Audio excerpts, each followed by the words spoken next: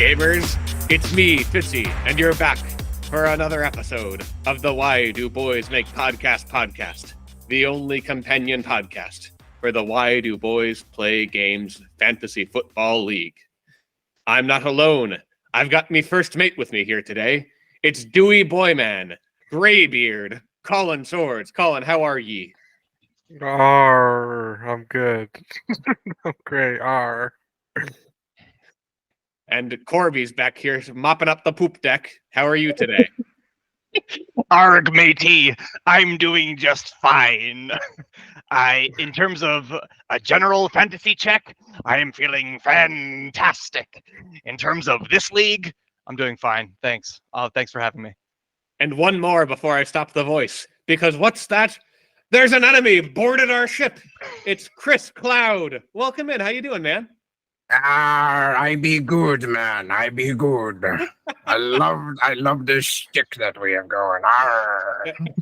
It's honestly, I'll keep the costume on, but Chris, I just gotta say, it's such a pleasure to finally have you on the pod. I went back and checked. You are the 11th different guest on our podcast, which you'd think, does that mean that there's one more person in the league? No, everyone in the league has been on it. I've never been a guest. And even Steven, a former league member, made it on first. So you have been in the unique position of hearing this question asked plenty of times, but we have to ask anyway, in the search of a well-rounded understanding of our very nature. Chris, why do boys play games? Well, Fitzy, that's a great question. I actually did extensive research on this for this subject matter. So Webster's dictionary defines boy as a close male friend, and that's common English. I feel like that's a pretty known expression, so that explains that half. And Webster's dictionary also defines games as animals under pursuit or taken in hunting. So if you kind of put the two together, you could say that this league is all about close friends who are constantly under pursuit or taken in hunting. It's a dog-eat-dog world out here, and we're just living in it. You know, we're just a part of this society. That's the best answer that we've ever gotten for this question. Absolutely. No contest. I feel like I actually understand it better now. Usually it's just, I'm trying to figure that out myself. But this is a legit answer. And like I said, I mean no shade to former guests, because again, Chris, you've had 11 to study first, and I'm sure our 12th is going to be our best yet too. We're just we keep improving. I mean, speaking of improving, you're going to get me into my next question here, or my first question, I should say. You're sitting at a comfortable 3-2. You've got again my favorite squad out of everyone. In my mind, there's no question that you're going to be a part of the postseason later on this year. I've got to know if you have any thoughts on who may or may not be a dark horse in the lower half of the league, who could make playoffs. That's a great question. Year after year, I want to root for my buddy because he's had some unfortunate past seasons, regardless of league or just circumstance. But the guy that I'm always secretly rooting for, maybe not necessarily when he's playing against me, but is my good buddy Taylor Crum. I think that he's got to have a win one of these seasons. I think that he, with a few moves, he can really pull it forward and, maybe at the absolute least, get the 6th seed, kind of sneak in. Will remain to be seen. And Taylor, if you listen to this, I'm rooting for you, buddy. I'm rooting for you. Really appreciate that answer, Chris. I also love to root for Taylor in the dark host role because he lows to make weird swag strats. And we'll get to that later. I love assassinations. Yes. Just to piggyback off that question, because we're on the subject. If you had to make a choice, which came first, the chicken or the egg? It depends who's the most generous lover.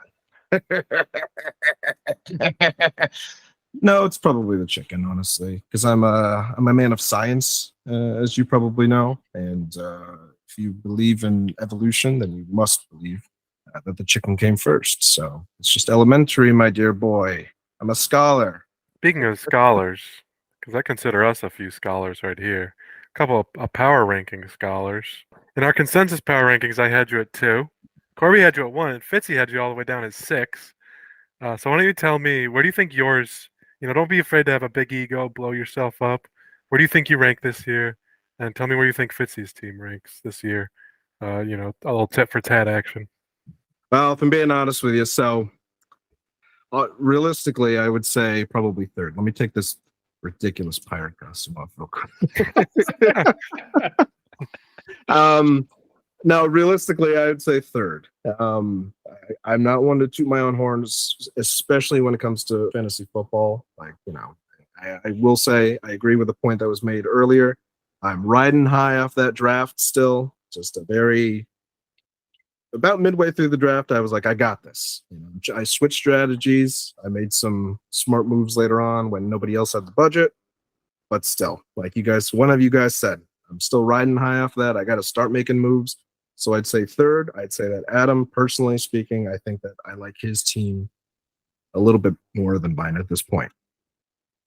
Just because of my QB situation, which I bet we're going to talk about later if I were a guessing man. He's shaking his heads. Yep. And you think Eric has won? Is that the implication? Or? Oh yes, I'm sorry. Yeah. Eric is a hard number one for me. Yeah. I know that he's the team to beat. Well, you just lost. Well, we'll get to that. We'll get into that. Yes, and we'll also get into you alluded to making the moves. I think you just made your first move today, didn't you? Or was it yesterday? I did then, and that's why. Yep, that's what I was talking about. Zero moves. You got one. And this first one is a doozy. It's a real game changer. Let me tell you, Chris. As a first move goes, yeah, you rocketed up. My power rankings were based very strongly on just the fact that there were no moves made. Yeah. You're all the way up to 5 just off of this one. Make a trade later, you might be number 3. Who knows? So, I mean, apart from the finally making moves, there's one place where you've been making moves all season long, and this is not a place where you normally make moves. We covered this earlier this year on the pod, and it's your team name. You have had 3 team names this year, and they've been inspired as they have been insidious. So can you tell me about your evolution here from Little Daddy Farts to that mouth punch Mostert A to now my favorite of the bunch, the Jizzmeister? Oh yeah, the Jizzmeisters. Well, if I must confess, if we're starting from square one and what I started the season as, Little Daddy Farts. I think going into the season, I was still Seth MacFarlane from last year, which I think, like you guys said, I think I kept that since game 2 or so last season, just straight. It was one or two, because I think that because I was I matched you on team name one week. You matched me, and I believe Mike did Matt Granning at one point, but yep. I forget. Anyways. Coming into the new season, I wanted to kind of switch it up, and I know that that's part of the fun of being in a fantasy league with your friends. And I went, well, how many friend groups can say that they have a thoroughly planned and well executed podcast that recaps, the minute details, the fun little, corners that come and go with other leagues. And I went, well, okay, so they do this segment now where they compare names, and oh, wait a minute. They're reading them all out loud. Oh, that's fantastic. So I went, wait a minute. I can exploit this, and I can make my good friend Corby say the most ridiculous thing that I can come up with in a 5-minute span. So, thought about it, and I was like, what do I want to hear Corby talk about this week? And I went, Little Daddy Farts would kind of, be funny to hear my 3 buddies say. So, Little Daddy Farts came, and then I believe for that mouth punch Mostert. You got to say it a particular way for it to work. Mostert. I believe in a podcast episode, Colin specifically said, when he's doing his rankings, he said that he just doesn't like my team. He hates my team. He doesn't think that it's going to do too well in the season. Or what do I know? Maybe he'll hit 200 next week, and he'll punch me in the mouth. And I went, oh boy, this is a fun little challenge. So once I actually did do pretty well, I did not hit the 200 mark, but I still did pretty damn good. I was like, all right, I'll have a little fun, and I'll name my team, that mouth punch must hurt. Yeah. So, that's that's how that came to be. And then for the third name, the Jizzmeister, just refer to the first name. Same exact story. Just wanted to hear my buddy say the Jizzmeister out loud, and as you said last week, maybe have that tucked away in an MP3 file somewhere for a rainy day. So yeah. Yeah, But it will- Jizzmeister is definitely an all-timer for sure. I have to know, like, what is this photo? Who is this scary person? It's terrifying. Okay. Is it AI generated? It looks so Okay. scary. So not to open this can of worms because it is a hot topic. I will say one of the most fun things that I've had, just a toy for adults, basically, is the Bing Create. Shout out Bing in 2023. Bing Create AI. It is some of the most fun you can have by just sitting and typing the stupidest prompts you can give it. I believe that prompt was spooky white ghost emerging from chimney like Santa Claus, and that's the result it gave me. So that's horrifying. AKA the Jizzmeister. That's my own creation, farmed off of the creativity of some deviantart person over in Taiwan or something like that. Who knows? But I would highly suggest giving it a shot. There's better ones now. They're starting to block stuff off of it, take the fun away from it, but you can still generate some fun things. I think the only one I have saved on my phone is a picture of SpongeBob flying an airplane into the Twin Towers. I don't with think you that- have to do that kind of stuff anymore. That's fucking stupid. Anyway, I will say by day 2, that was they put a hard block on anything referring to that tragedy, that American tragedy. honestly, I can't believe you fuck would. that. Those fucking terrorists. Anyways, let's move on here. We love lists on this podcast. If you're anything, we love going from 10 to 1. Chris, you are an encyclopedia of video game knowledge. I respect your knowledge like more than anyone that I know for sure. Recently on the internet, you've posted your favorite video games of all time. You can see that on the website twitter.com. I'm not sure where. It might be on YouPorn too, because I was coming to it. I want to know what your favorite platforms are for gaming. Below, you'll see a list of 10 platforms that we've chosen, or 12 here. Please rank them as you would like, and go into as much detail or as little detail as you'd like. Yeah, so no, I'm glad that this is an interesting aspect of it. Not to, you opened up, like I said, before, a can of worms. I could talk about this for days, but I will choose to narrow it down to a comfortable amount of minutes. So, in terms of games, that is like the first very short story. This is it's the first piece of media that I remember from a childhood. So, throughout time, there have been eras where you just kind of think to yourself, I'm too old for this. PS4 came around, and I think I felt that way, but it's just one of those tried and true things that it's practically one of the few things I'm excellent at, I guess. So why stop? You know what I mean? Wasn't very good at sports as a kid, as Colin and Fitzy can attest. I wish I had it up here close to me, but I still have a picture of my baseball portraits that my mom got, on the wooden plaque, and I hang it in shame in my house because anytime somebody comes and goes, "Oh, you played Little League?" I go, "Yeah." Year after year, I was the worst person on the team. So You could humbling. throw better than I could, Chris. You could throw better than I could. And you played an important role because we went to your house for the parties at the end of the season. So, 2 of the years.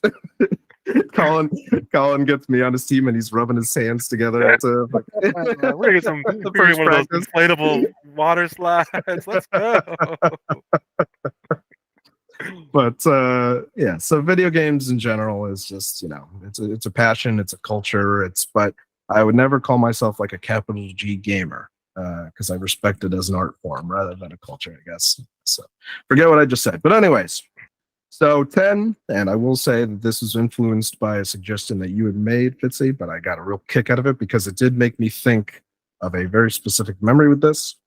So the TRDR Pocket, and for those of you who don't know, that is the console that Soulja Boy himself was advertising on his personal merch website and things like that for a bit.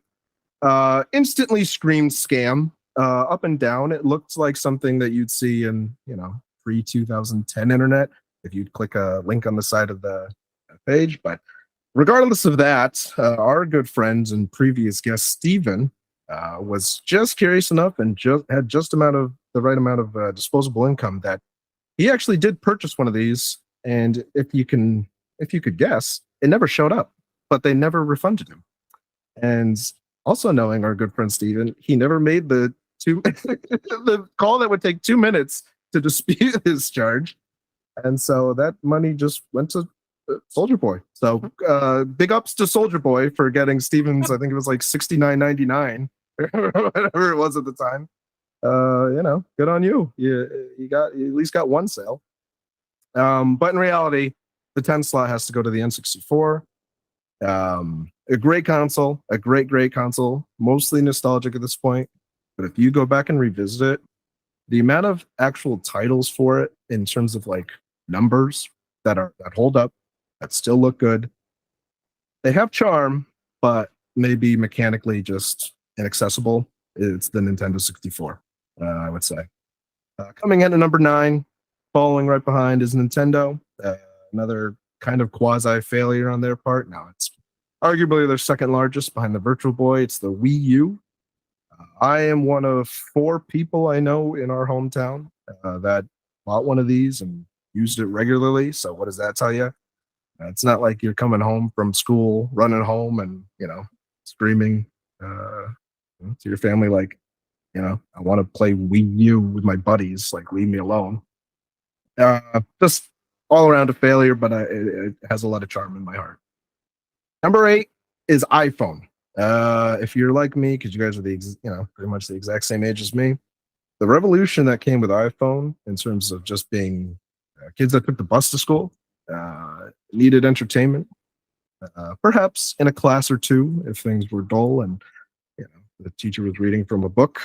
Not going to name any names, but Mr. Moore just had us read inside for the entire class. I loved it. Personally, I loved it. Loved history. Loved to learn about it myself. But yeah, every day we just grab the textbook and just read it, in silence for the most part. But I loved playing on the iPhone. Specifically, I think of like Jetpack Joyride, Temple Run 2, the classics. And if you guys have any suggestions, shout it out at some point. But yeah, Well, let me ask Chris. Marvel Snap, Super Auto Bets. I still use my iPhone to game all the time. Admittedly, I do too. I was going to ask Chris, do you have any games on your phone? So I was telling Corby this story the other day, but I had a little bit of an issue with Marvel Snap recently, so specifically what Corby said. Got a little too addicted to it. And I think that's a testament to how good of a game it is to like really grab me as an adult with, dwindling free time, I guess. Marvel Snap specifically, it scratches the itch of Hearthstone without having to deal with a lot of Blizzard shortcomings, I guess. It's a great card battler, simple, fast, efficient, gets you in and out. Watching the lights blink and getting a new rare card, that's satisfying. But it all came around the time that I was going on like a very relaxing trip with my girlfriend and my sister to Florida. So horrible time. I'm supposed to be enjoying the sunshine, enjoying the nice weather, but I'm fucking just staring at my screen and playing this dumb little Marvel game designed for kids and, to get them addicted to it. So I have that still, technically. Pokemon Go, I have not played in quite some time, but that's still on my phone. I will say the charm of having a full, licensed Pokemon game on your phone, I think that deserves to be revisited every once in a while. Because imagine if that came out again when we were in high school and had all the free time in the world or middle school. It's insane that ever came to be. So iPhone is number 8. Long story long. Number 7 is Switch. Again, Nintendo. It's a great foundation. When you have a top 10 and you have a lot of slots filled with Nintendo, even if they're the lower ones like these, they're consistent. They're pretty good at what they do, and the exclusives make it worth it. So the Switch, in terms of just being able to play in the bed conveniently, that deserves the number 7 slot. 6 and 5 will combine just to save time. Number 6, PS4. Number 5, PS5. The biggest complaint I can say about it is that the generations feel so close together that it's hard to kind of, compare the two, I suppose. PS5 just feels like an extension of the PS4 generation, but that's not such a bad thing. It's really not such a bad thing when the PS4 was so successful, had great exclusives, had great single player experiences when everything was starting to go into, everything was a battle royale or shooter for a while. So it really kind of gave us some variety. Coming at number 4, I think you guys can agree just because of, I know that how active you guys were during this era. The Xbox 360, it cannot be disputed. Yes, it cannot be disputed that this was what made social lives available as middle schoolers, especially having 2 separate middle schools in town. You don't really get to meet any of them. People that are in your class, sometimes you'd meet them first on Xbox, and then the next day at recess, you'd poke them in the back and you'd say, hey, are you Mr. Goat 26? And then they'd go, are you Mr. Asian Invasion? And I'm the only Asian kid in that class, so they're just being coy. But yeah, that's a very special moment, and or at least era of our lives of just socializing and gathering friends and meeting people you wouldn't have otherwise. Because the 90s movies and things like that get it right. It was very cliquey. You're absolutely right. I don't think I knew Cash as Tyler, and I didn't know they were the same person for maybe the first year that I knew both of them, or him. Yeah, absolutely correct that it was a sort of a unique era in social gaming. I literally met Cash freshman year. I knew him as Cash Money 121, and he was in my history class with Mr. Gomez. And he goes, hey, do you know who I am? He knew who I was somehow. It was literally like the most mind-blowing thing. I literally owe pretty much all of my friendships to the Xbox 360, most likely. Yeah, I wasn't friends with you really, Corby, but I remember you booted me from a Halo lobby, and that was like one of the first things I said to you, and it's really.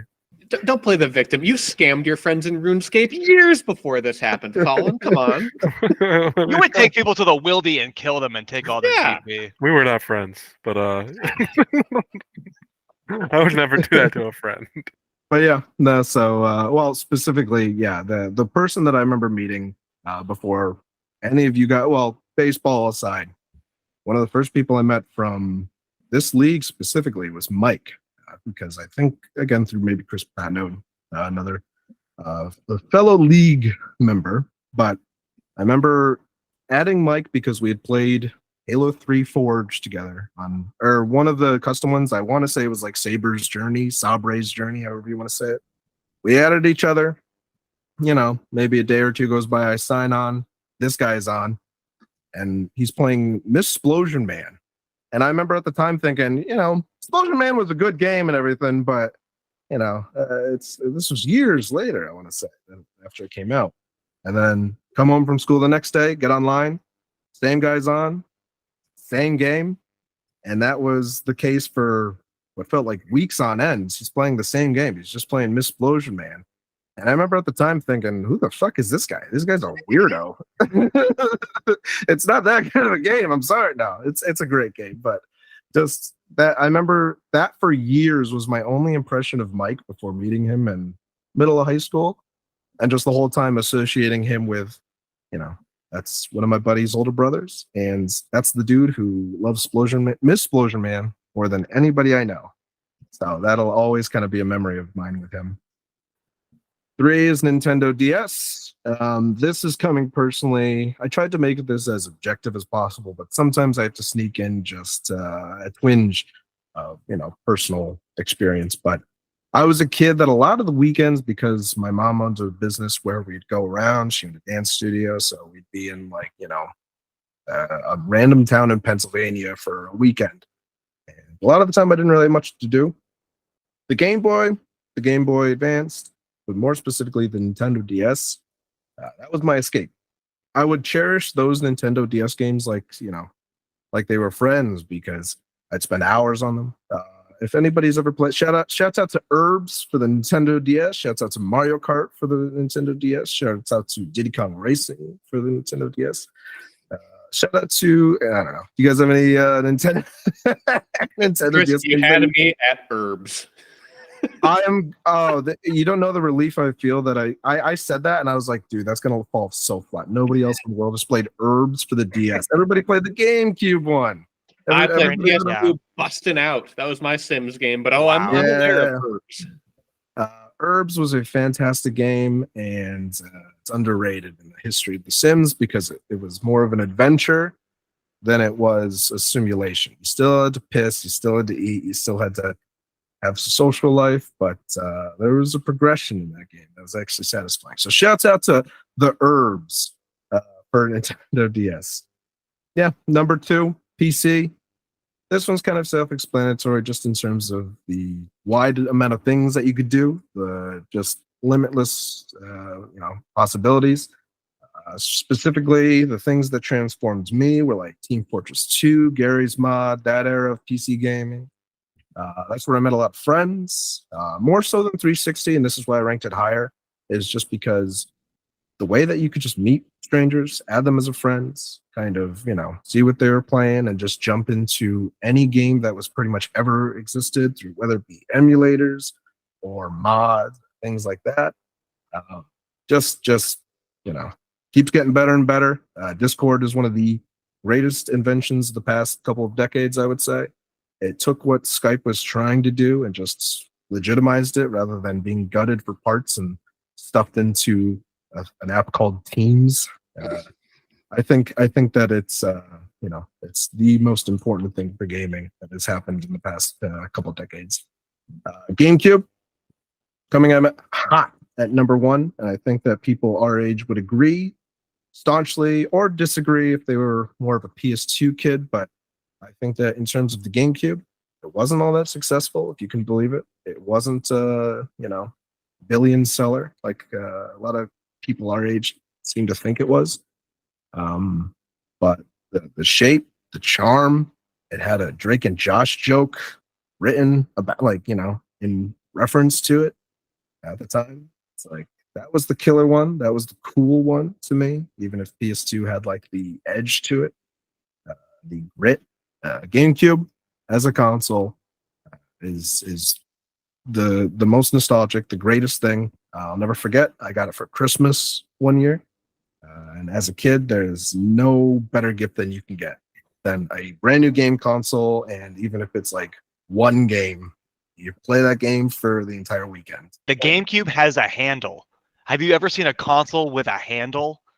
Like, Yeah, it's definitely a GameCube great has a number handle. 1. It's a great number 1. I never personally owned it, but I'll respect the power that is these power rankings. And we've got a little bit more power coming as we dip into our first of the year single week mailbag. And you guys really stuffed it for us last week.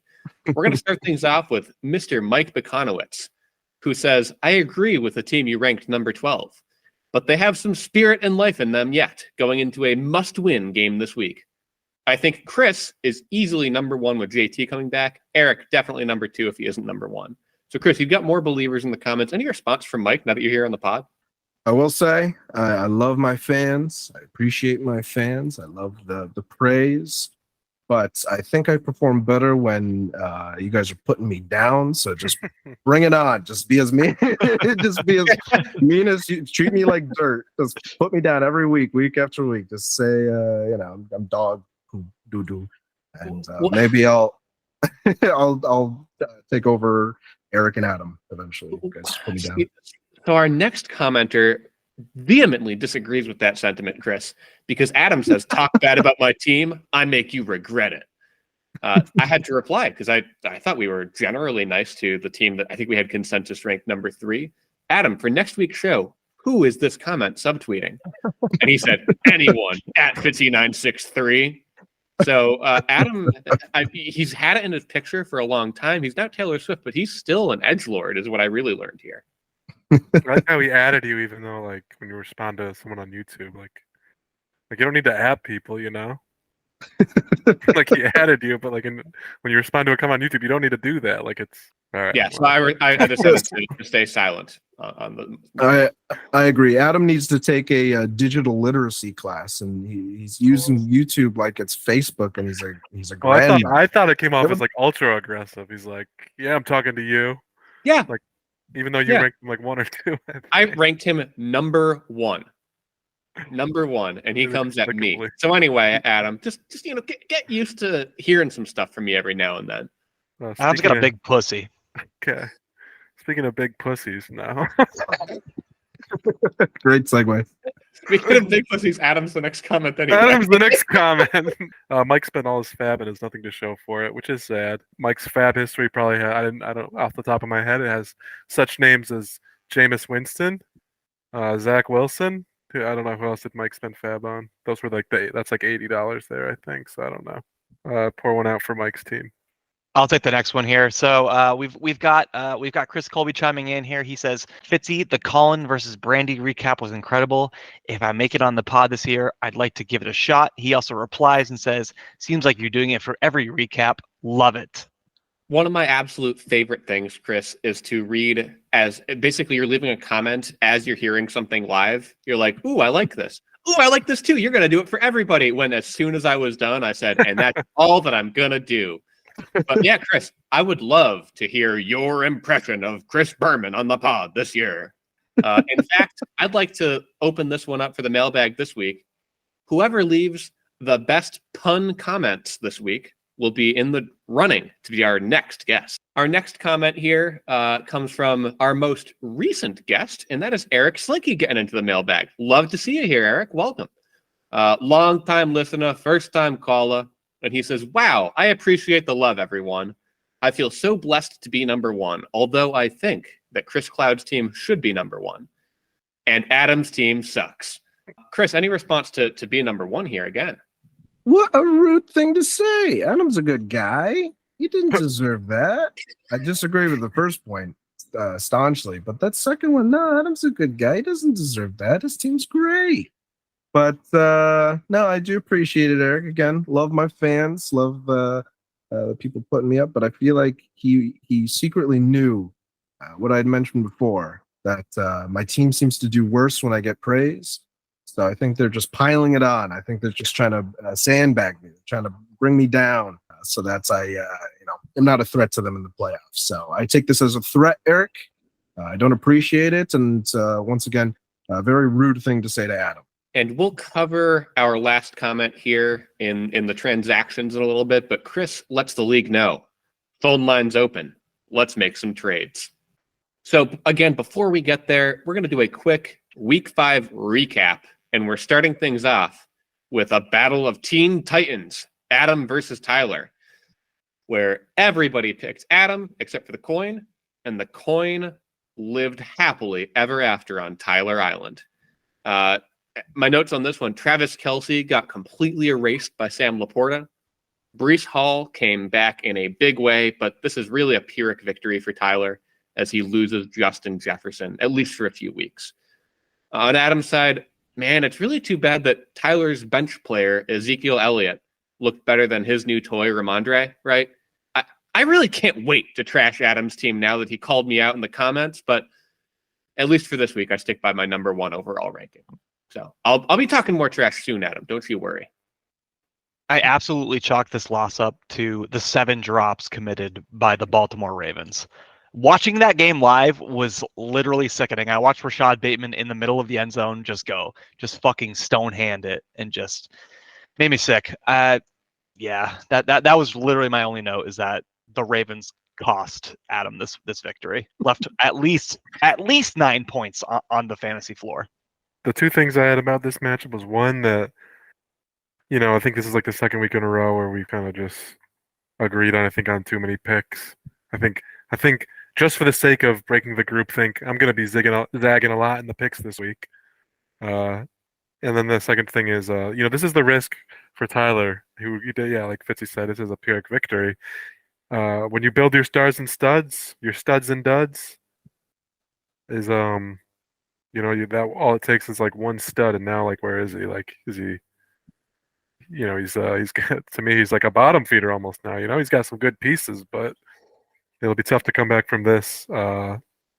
He needed this win so he can be 3-2, get a little ahead of the curve without Jefferson for at least 4 weeks. But I mean, he could slip in still. But when you're in that 5th spot, you're gonna be champing at the bit for every win. All I'll say is that, yep, I am not looking forward to playing either of those teams. Adam more so than Tyler, but good on you, Tyler. Good win. As much as I love Adam, I hate the guy. I'd love to see him lose. So, big ups on Tyler. In our next matchup, it was myself versus Taylor. Corby, for some reason, picked me along with the coin. Colin and myself were right as Taylor gets the SmackDown win here. And listen, I put Taylor up at number 5 in my power rankings. He scored the 5th highest in the league this week. I put myself at 11th, and I scored the 11th most this week. Not sure. I'm going to be wrong about a lot of things, especially who to draft. But I know one thing, and that's that Taylor has a playoff caliber team. Chris, I'm totally with you on that.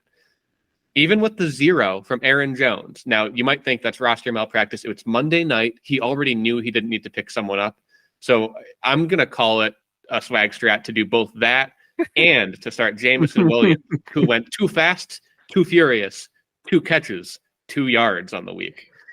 Last note on my side was just that Christian McCaffrey scored 35 points fewer than he did last week, and my team as a whole scored 34 points fewer. So I actually think it's a pretty good showing from my team, adding 1 point to the non-CMC total this week, which, we love to see it.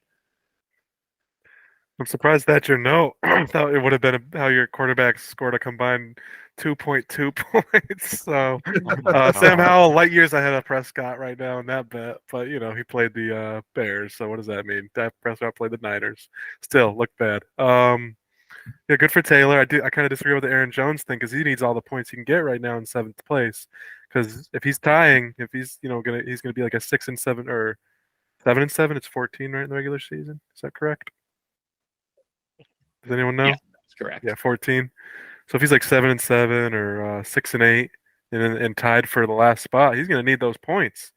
So, but still, I get the logic of it. But Fitzy, you said, I think that was your formula to win last week is you just need CMC to put up 50, and that's your path to victory. He just couldn't get it done for you this week. That's tough. And Taylor's team has got some old fucks. Hopkins, Thielen, and even Kamara for running back. But it works. Good for you, Taylor. You must love this team. You love your old folks. I used to be the old guy. That's not really who I am anymore, but I love Team the old Old guy. People or whatever your name was. That was a really great name. Yeah, Grandpa Football. Yeah, he's doing Chris, great. any thoughts on Taylor versus Sean? So I will say that as in years past, a previous owner of Mac Jones, I got to say, my heart goes out to you. I had high hopes, just living where we're living. I thought this guy would work out fine, but now I guess your season hangs in the level of stubbornness that Belichick can exhibit for the remainder of the year. So we'll see. But I love your team, and I love Taylor's, and I love everybody. I can't argue with that, my dude. love all around. I love all my buddies. Let's move on to Colin versus Chris, where Colin takes the W here. I believed in the upset last week, but I guess I didn't realize that Chris was playing Nick Westbrook-Akine. So shame on me for choosing Chris here. I don't have the other picks up right now. Sorry about that, guys. At least you have, Chris. At least you have your bye weeks are over. You've got some new toys to play with that we'll talk about in a minute. Colin, your team is just like, look at your team. It's so exciting. Look at all these awesome, exciting players. You've got Cooper Kupp, dude. You've got Miles Sanders. You've got Cam Akers. You got Samaje Perine. I'm just like so excited for your team, dude. I love it. I can't wait to see where you go. Corby, did you say Samaje Perine? Woo! The Perine machine, dude. I can't believe you didn't list Wan'Dale Robinson. Although I couldn't tell how much of that was sarcastic because you did include Cooper Kupp. I love Cooper Kupp. Yeah, right. I know I've put up the top score 2 weeks in a row now. I do know that. I do take note of that. I do pay attention to fantasy football. But I can't get past, my team's it's just probably like a 6 or 7 in this league because even though, like I put up, almost 200 and I'm getting all these points, I'm second in points, I'm 5-0. It's just like it's a boring team and instead of like my points being consolidated with a few players, and having some top ranked players, it's like spread out evenly, which makes it a lot less volatile. So that's just bad too. So I can see what you guys were going with. Yeah, my team is ass, but I was lucky to get a win this week. So I'm feeling good for now, but there's no way I can make playoffs. We'll see. I'm just kidding. My team's kicking ass, going 14-0, through the straight sweep. I'm gonna win it all. So fuck you, Corby. Fuck you. Gotcha, suckers. Sorry, guys. Thank you for saying "fuck you, Corby," because you might recall that I had you ranked lower than Corby did last week. No, I recall. And not only did you have me rank 7, you were like, "Yeah, the top 6 teams are really excellent." I know. I don't mind you guys shuffling any of the top 6. It's I literally true. had you at 6, higher than higher. I know. I'm just saying that's what Fitzy said. The 6 is still all right. You know what? This is water under that structure spanning the water. So, any notes on this one, or Fitzy? Did you go yet? I did not, and it's because I was waiting for you to lead me in here. You left a note in the show note because this was my lock of the week and my first win for lock of the week. I forgot. Yes, I got too excited. So Colin's note here was, did Fitzy try and jinx me with his lock of the week voodoo? And all I have to say is, Colin, you've got a real case of main character syndrome, bud. Oh, I'm aware. I don't. Between you talking about how great your team is, I want to congratulate you on a couple of things this week. First of all, thank you. Actually, truly, thank you for getting the highest score this week because you were extending one of the greatest statistical anomalies in the league this year. And that is the points for versus against. In points for, we've got one team that's 7 points, maybe 10 points ahead, and Eric, he's not too far ahead of you. And there's like a big grouping at the top. You're 1 point ahead of Chris Cloud here. There's a good grouping, right? Points for, Mike is 100 points lower than Brandy. In points against, we got the same thing going on. You've got the second least compared to Corby because, yeah, you are 0.74 points away from having the fewest points against you. But if you look at the points against and sort it, look at poor Chris Colby.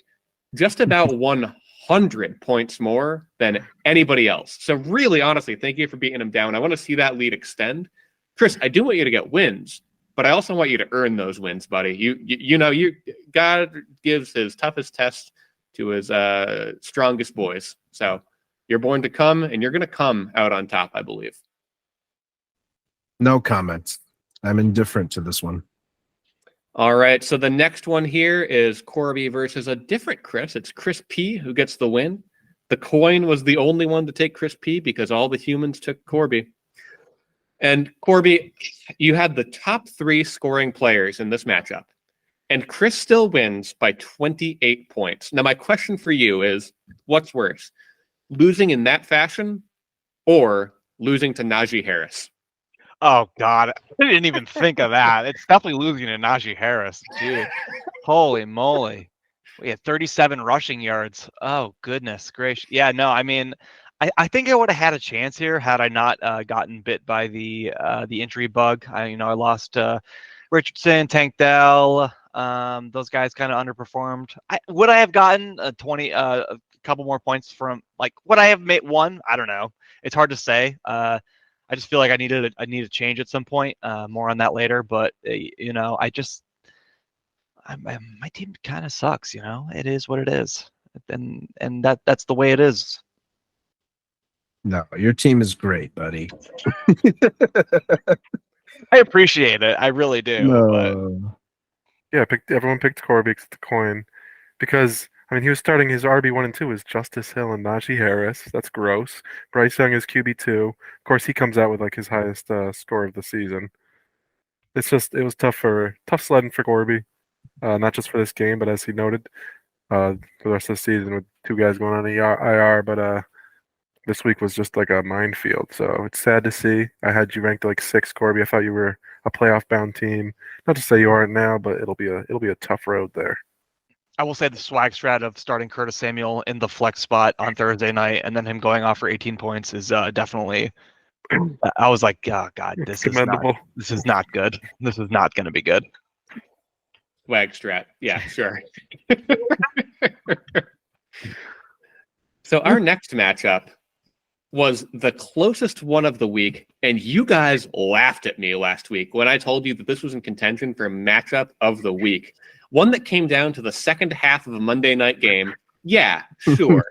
The lowest and third lowest scores. I don't care how bad the football is as long as it's a close game right down into Monday night. This one came down to so many different little things. Things like Mike having a 21-point advantage in the defense slot. Things like Zach Wilson, I don't know, putting up 8. Honestly, the fact that Zach Wilson put up 8 instead of 5 against Denver really makes a difference. Like each one of those extra few passing yards and his 26 rushing yards, like that all makes a real difference. Brandy, really feel for you in this one. Hopefully you can not have Matt Breida starting this week. That's my only real note on your side. Yeah, Brandy went for the 2 tight end swag strat, and the swag was there for Dallas Goedert, not there for Hunter Henry, so that sucks. But Mike Desmond Ritter really, put it out there playing, 28 points, 16 points. So good for him. I was hoping we see Heineke soon. It's looking like that's not going to happen. But I think the key to Mike's victory was starting Kadarius Toney, just a super talented player. Great start. He got 7.7. If he had started, Traylon Burks in that spot, he just wouldn't have won. So a great start. I think he was the key to victory. Corby, what do you think? He outscored Devontae Smith. Do you think that maybe his value is greater than his for the rest of the season? I definitely think I would rather have Kadarius Toney than Dameon Pierce, no doubt about it. I think Kadarius Toney is fucking incredible. He's a top 5 wide receiver going forward, no doubt about it. Totally. No, but in all reality, Kadarius Toney sucks. He's terrible. I would actually chalk this loss up for Brandy to Jordan Love turning into a pumpkin on Monday night. That may be some of the most pathetic football I've ever seen in my life. Literally, Romeo Doubs is like, he's better than 1 catch for 4 yards. Like it doesn't make sense. I think Mike got lucky. Mike, I love you, the human being. I just think your team sucks. Well, you don't think that on the average week that the combination of Khalif Raymond and Kadarius Toney is going to outscore Romeo Doubs and Chris Olave? It's an outlier. It's absolutely an outlier.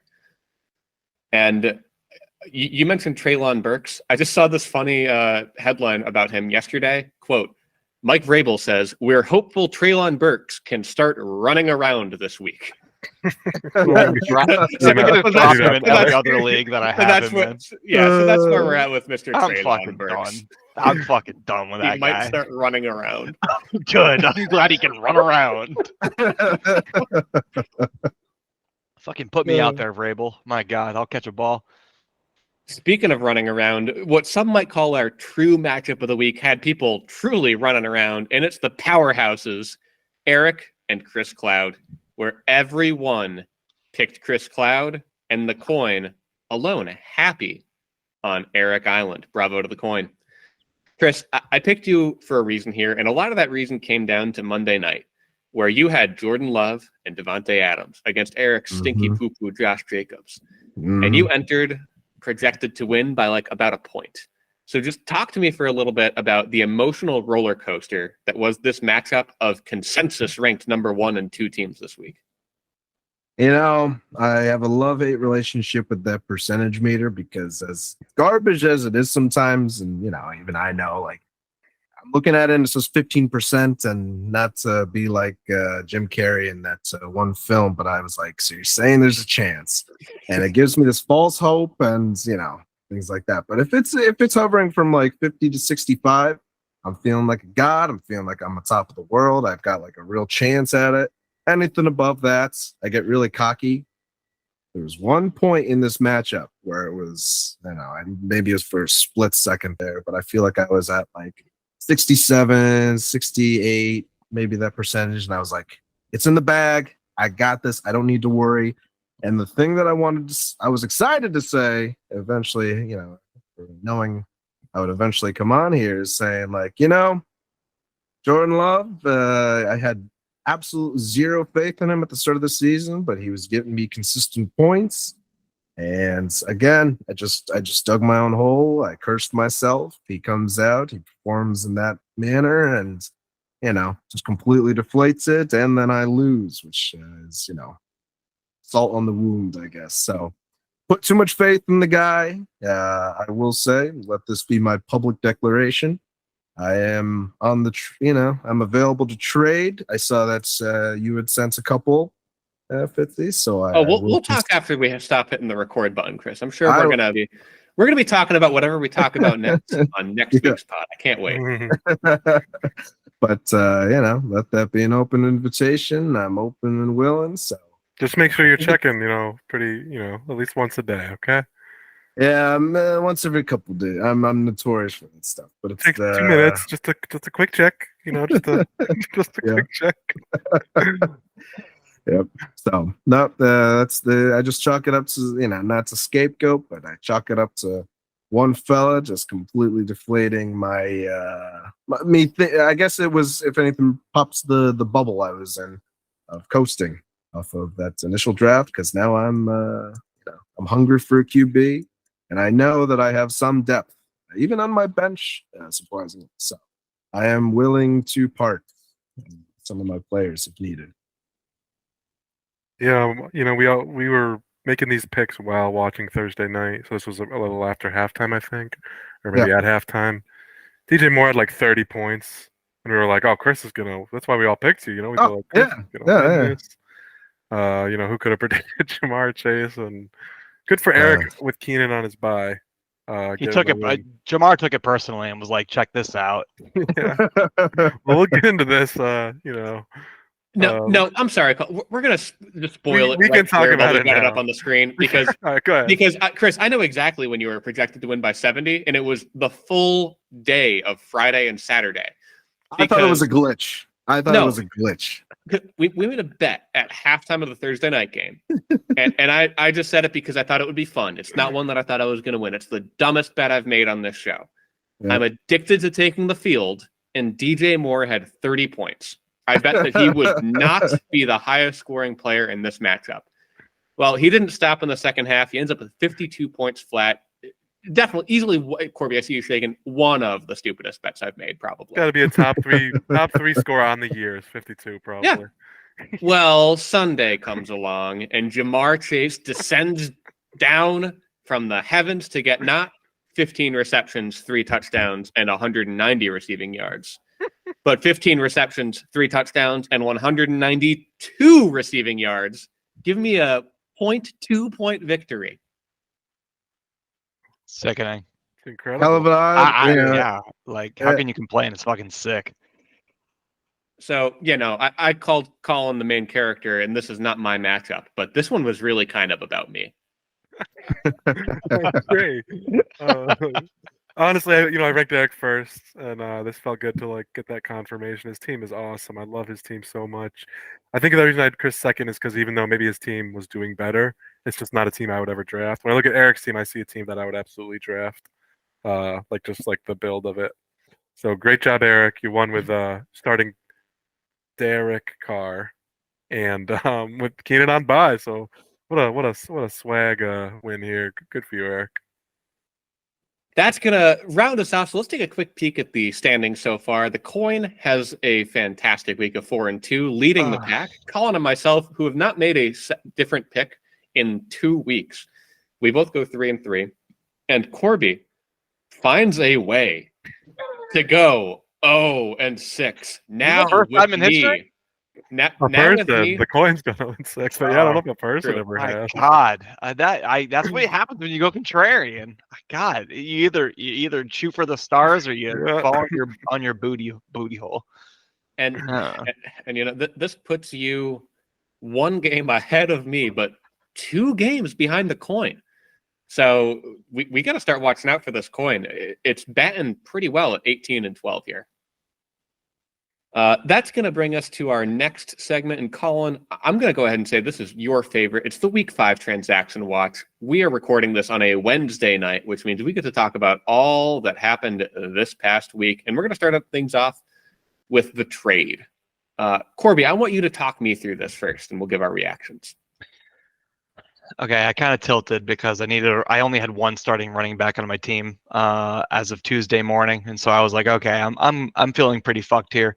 I also lost Anthony Richardson for X amount of time, and so I won't spoil the dirty details between Chris and I, but I was like, hey, I would like Jared Goff, and it resulted in me trading my two favorite players on my fantasy team. I got Jared Goff, and I also got Alexander Madison, and so that's great. I have two running backs now, and I feel like I needed to do something drastic.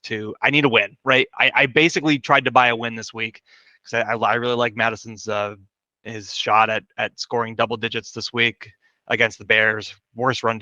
Second worst run defense. The Broncos are the worst team in the league, for sure. So I don't know. I would honestly say it's like a B minus on my trade graph, which I don't have on me right now. What do you got? What do you guys think? I'm I'm interested in what people think. When I first saw it, I thought it was like kind of disgusting. I was like, okay, first of all, I couldn't believe you did it, just because I feel like you're a pretty stingy trader these days, or maybe that's just because my offers are terrible. Probably the latter. But then I think the thought, like what you just said, you need wins now, really.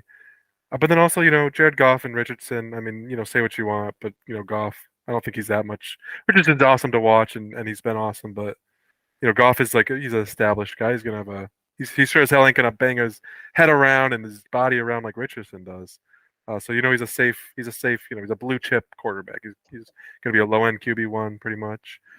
And then the thing with Ayuk is that he's nobody throws less in the NFL than the 49ers. So even though they've been like an awesome offense efficiency wise, and he's had a couple huge blow up games, like it's tough when you don't know who's, Debo's had like a couple 20-pointers. He's had a couple 20-pointers. Kittle had his 3 touchdown. It's just, that can be frustrating when he has his like 8 to 10-point games when you need even a 15.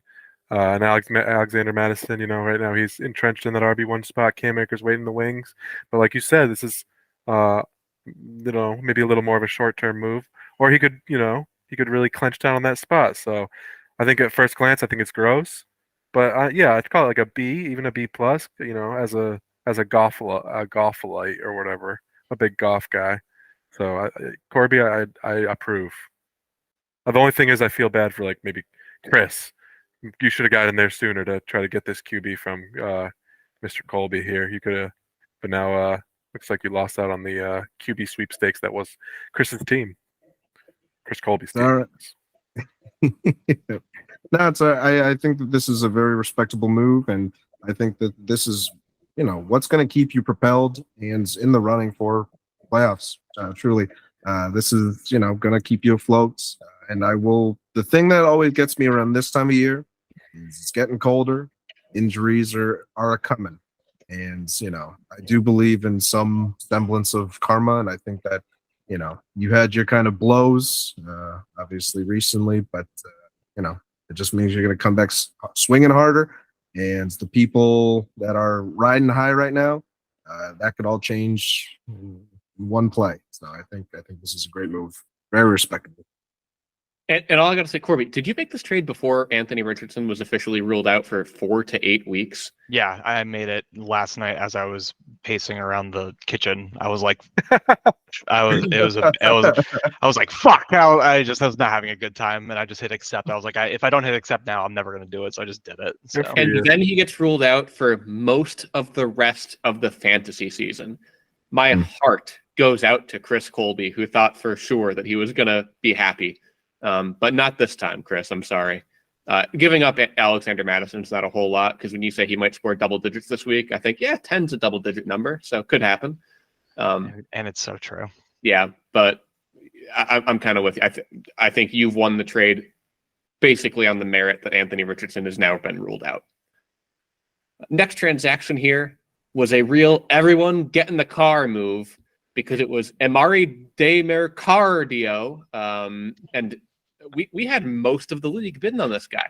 We had 8 of the 12 of us put at least a bid on this. starting off, Mike giving it $0. Thought you could sneak one by us, Mike. Good attempt.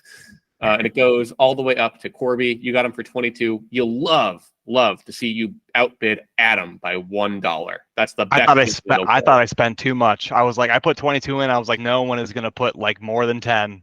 I'm fucked. But I didn't care because I needed a running back. I am clawing at the bit for somebody. So I hope he's okay. I don't know. Yeah, you know who's not okay is the next person here who bid $15 on Gardner Minshew, and that's born to come, Chris Colby. You losing out on a bidding war for a quarterback with Taylor. Ouch, that hurts. That hurts right there. Same to you, Chris. I was surprised to not see your name on the list. Is this just a symptom of didn't get to your phone on Tuesday for the fantasy app?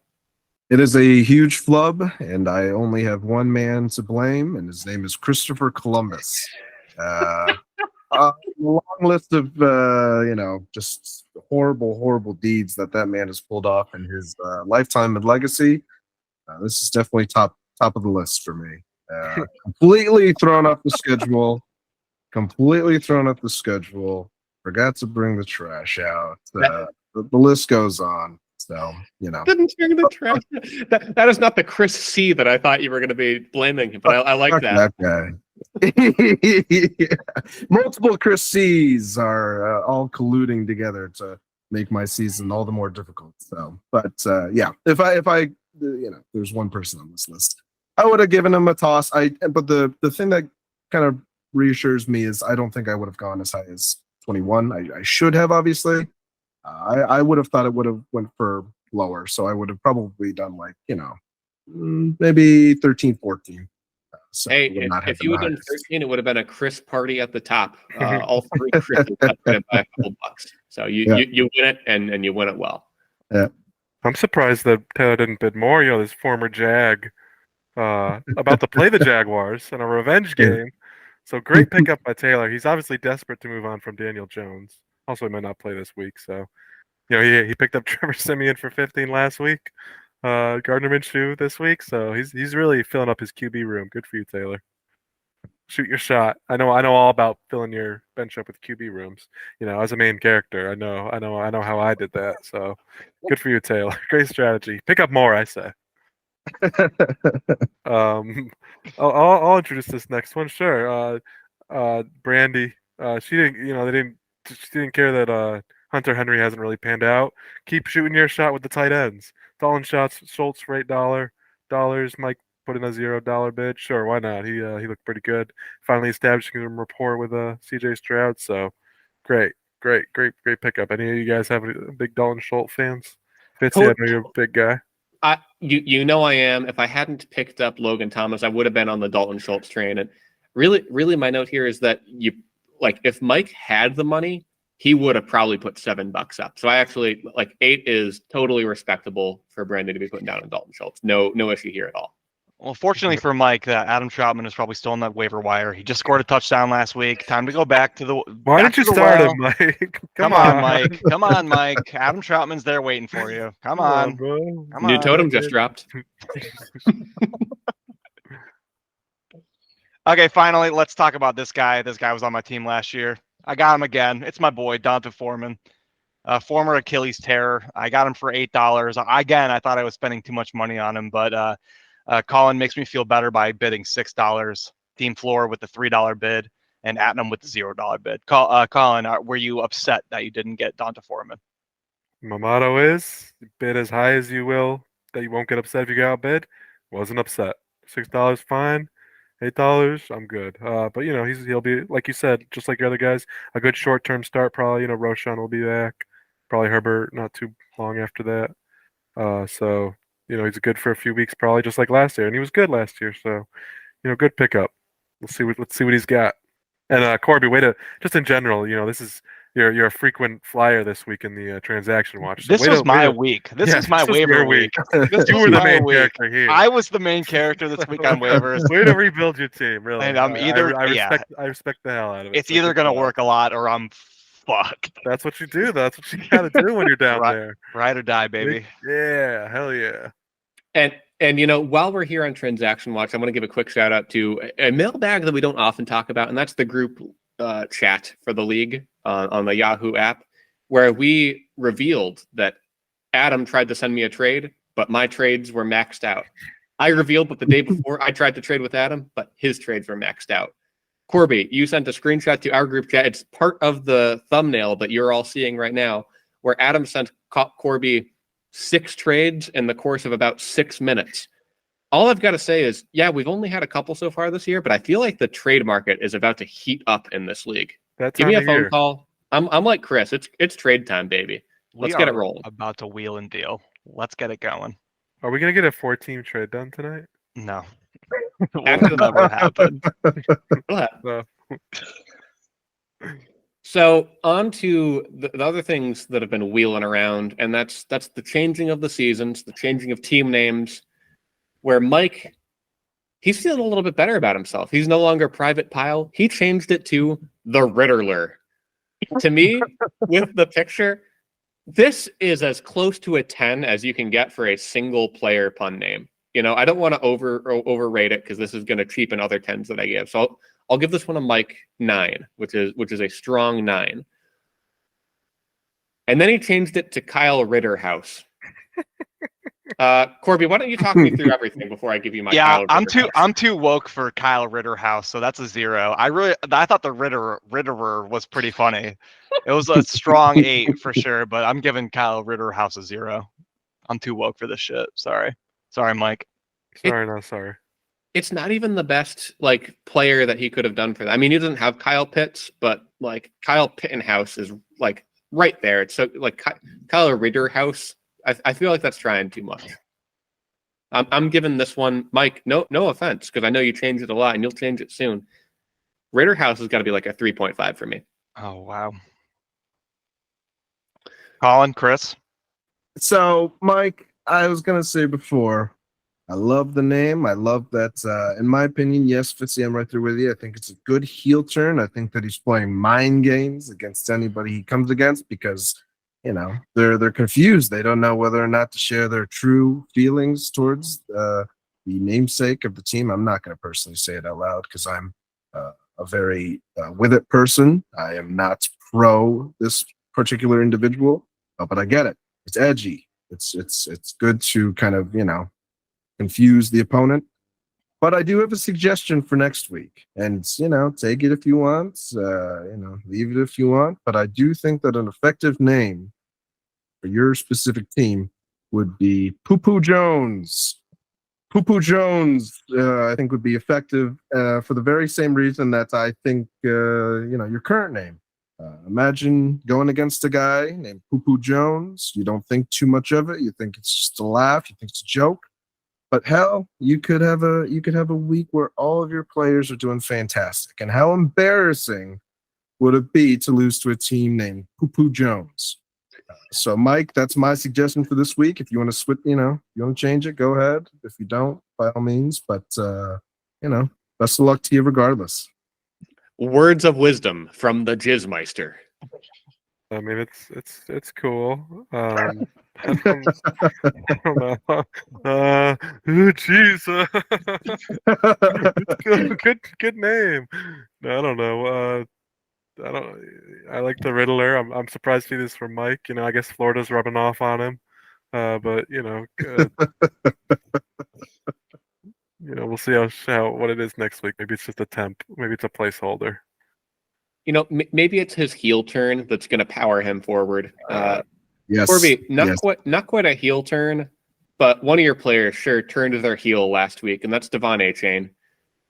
You changed your team name from Devon Intervention to Devon Intervention, pronouncing IR, not as the acronym. Talk to me. It's I don't know.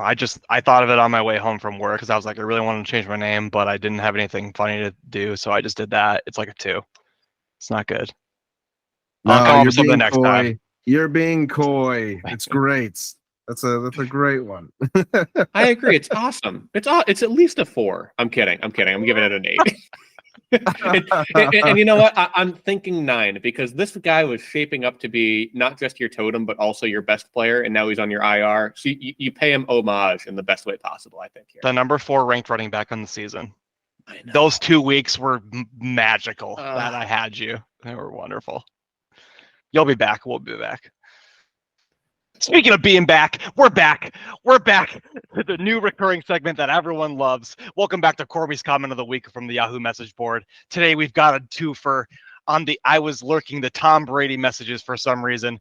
We've got a first one from Paul. Paul says, I used to manage the facility maintenance at MetLife.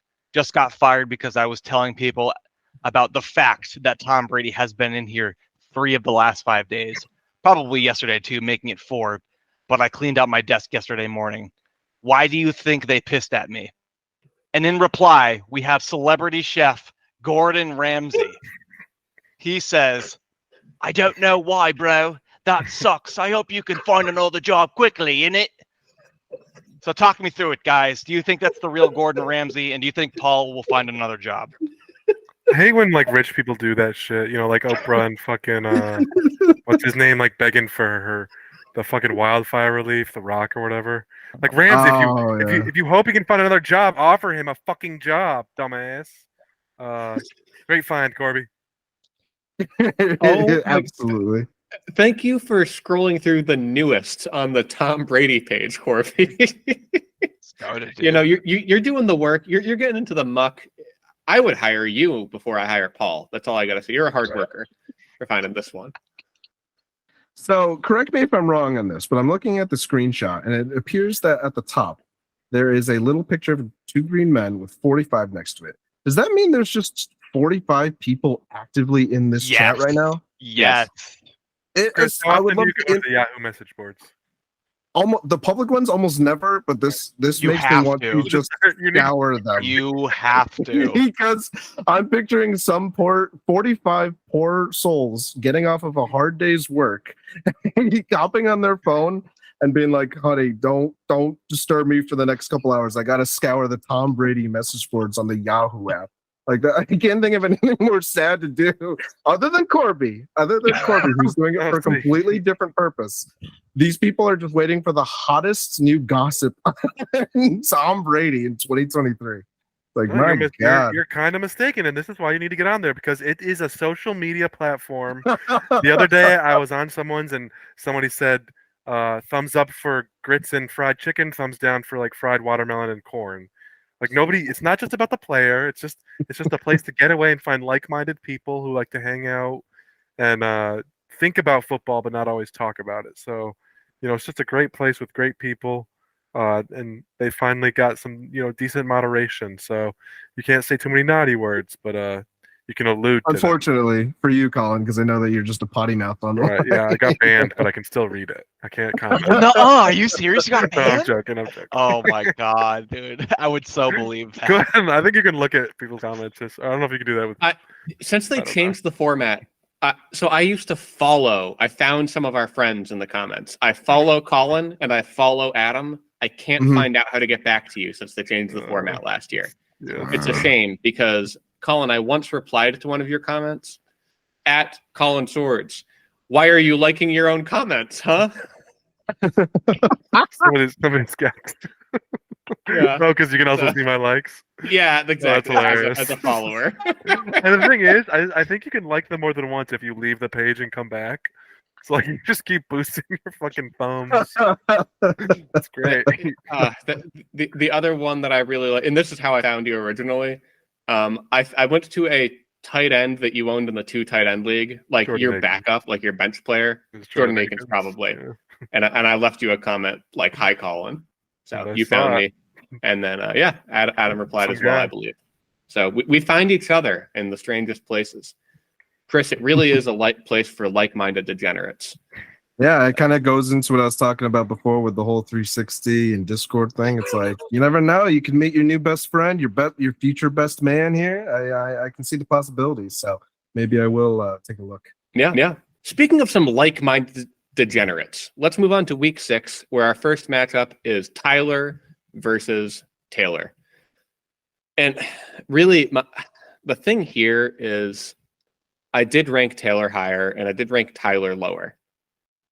They're real close for me this week. What it really kind of comes down to is the fact that I honestly think that Yahoo is under projecting Adam Thielen at this point. I mean, this guy is having a crazy little resurgence. His team might not be good. It doesn't matter. This guy would be like easily my best receiver. Probably my, best receiver on a few teams in this league. He's the 22nd overall player right now. So because of that, in the flex, I'm going to give this one to Taylor. Yeah, this one's not even a question for me. It's an easy Taylor. Tyler just lost Justin Jefferson. Addison's role will increase, and that'll be nice, but he's not Justin Jefferson. He's also starting Sky Moore and Tyler Algernon. And I'm going to keep respecting that 2 tight end flex, but I'm just going to go with Taylor. And I think he's actually got a good team, like unironically, finally. So good for him. I hope he makes playoffs. Yeah, I mean, here's the billing here. It's the battle for Frederick Street. We've got 2 roommates, 2 friends, 2 Titans. Sky Moore versus Jameson Williams. Who will come out on top, and who will be left to pay this month's rent? I had originally picked Tyler here, but with the Justin Jefferson news, as well as Taylor figuring it out his tight end and his QB situation, I'm taking Taylor here too.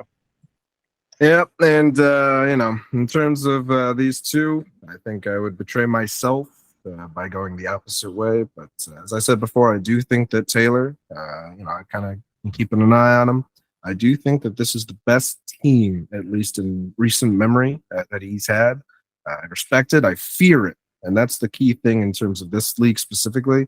This upcoming week is a perfect example. But if I fear the player, it means that I respect you. And Taylor, I fear this team. If I were to go up against it, and especially a good week, I'd be sweating bullets. So my pick is also with Taylor.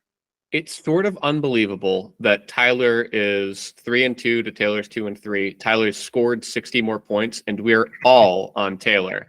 The trap game. The coin sees the truth. The coin is alone on Tyler Island. Welcome back to the coin. Oh, that's right. It's fine.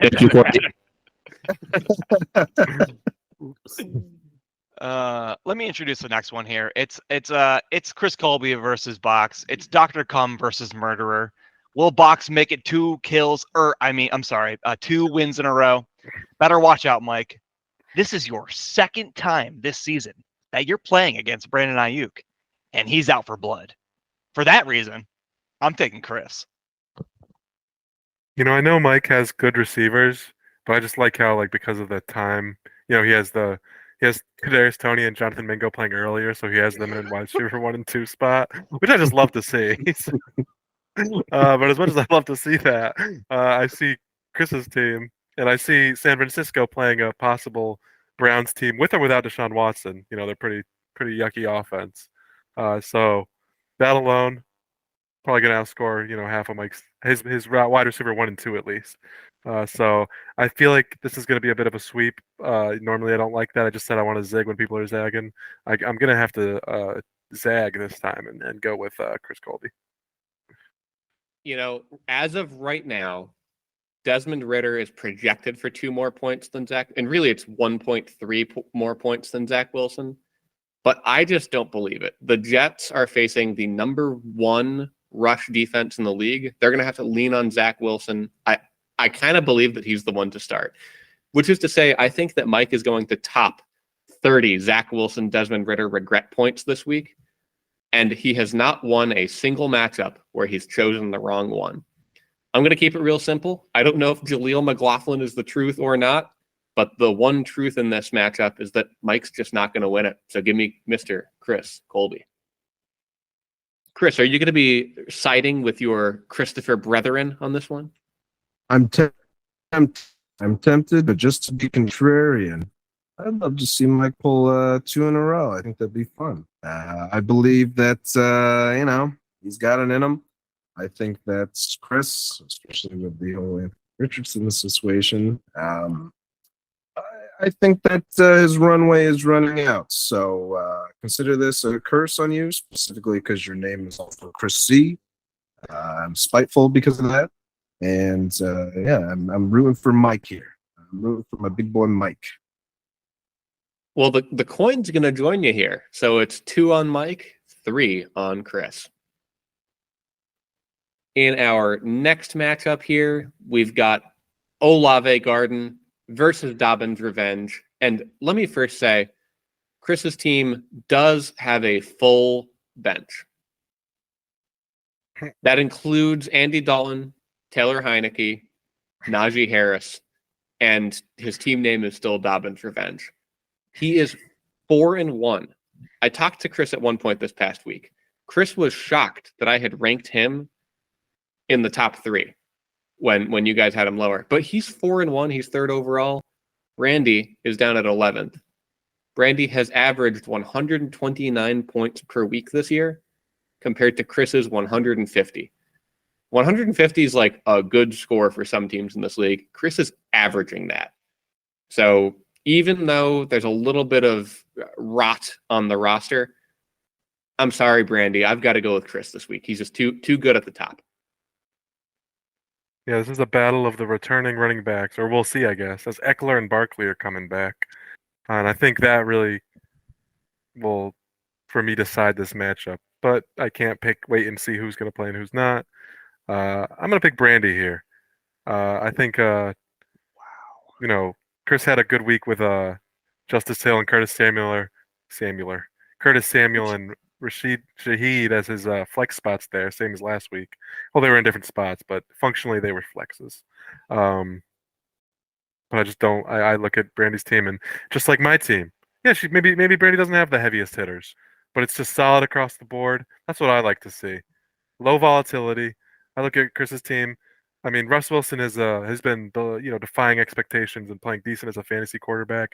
I think his days are numbered. He's about to play Kansas City, great defense this year. Bryce Young, I mean, he just had his best score of the year, but I'm gonna take the rest of the season over that weird one game, just like Zach Wilson. Although Zach Wilson actually kind of lit up Kansas City. I'm gonna take Brandy. Let's go, Brandy. Go ahead. You got this. This is when Brandy hits the launch button. Say it with me. You're calling it, really? Woo! All right, you're calling the launch button, but are you calling it the lock of the week? No, you're not. You're a coward. No, I'm not getting lock of the week. All right. Well, listen. I've tried to will Brandy's team into existence every single week. Every single week, I pick Brandy, and it's just not happening. So I'm not picking Brandy this week. I'm picking Chris. Look at Chris's his core is just so solid. He's got AJ Brown, Puka Nacua, Austin Eckler, Kenneth Walker. Like these guys have such higher ceilings than Brandy's team. And I think Saquon's a big fat pussy, and I don't think he's playing. So fuck him. He's pissing me off this year. I fucking hate him. I'm taking Chris. Sorry, Brandy. I love you, but your team is making me sad because I love it, but it's just not being good. Give me Chris. Corbett, you had Chris ranked at number 11 last week. I know, and I was wrong. I was fucking wrong. Like we said, these I feel like 11 down can just be fucking swapped any day of the week. Ugh. Upset. It's okay, buddy. I'm right there with you. My own flesh and blood, Chris Patnode. I gotta go with you, buddy. I love your team. I think that you deserve the 4-1 record. Wish I was there with you, obviously. But yeah, I just see too many holes in Brandy's team. I don't like to be cynical, but I think that Chris. I respect most of your positions. I think that Curtis Samuel got him in another league. I think that he has potential. I think that he's got a higher ceiling than a lot of people want to give him. So let's kind of see where this goes. And Chris, all the way. I want to see you in the playoffs. Love you, buddy. Our next matchup is, I think, one of the classic matchups of the league. I feel like we've got this mini little, I wouldn't call it rivalry. We faced off in the finals before. It's myself and Eric. And I'm going to keep this one a little bit short and sweet. I don't care about the players. In this one, I really care about the law of averages, which I think I've said before on the pod. Not really a law, but all-time and meaningful matchups. Eric is 8-7 against me. One of the teams he has played the most in league history, because we've had a couple of years where we've played multiple times. I am going to bet oddly on myself.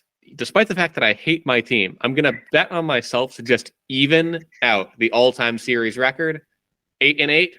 I do not hate my team this week. I'm also going to keep it short and sweet. Eric's going to finna let the bodies hit the floor, if you know what I'm saying. Give me Eric. Yeah, Buffalo's playing New York Giants. Give me Eric. Yeah, goodbye. They're about to put up 40.